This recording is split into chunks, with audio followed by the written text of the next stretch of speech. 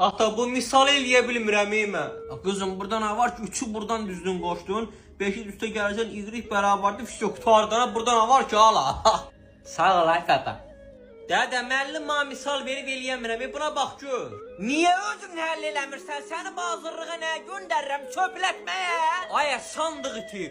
Oxuya bilmirsən deyirən oxumuram ha yaxşı. Mənim pullarımı hava yeri hazırlığa töymə.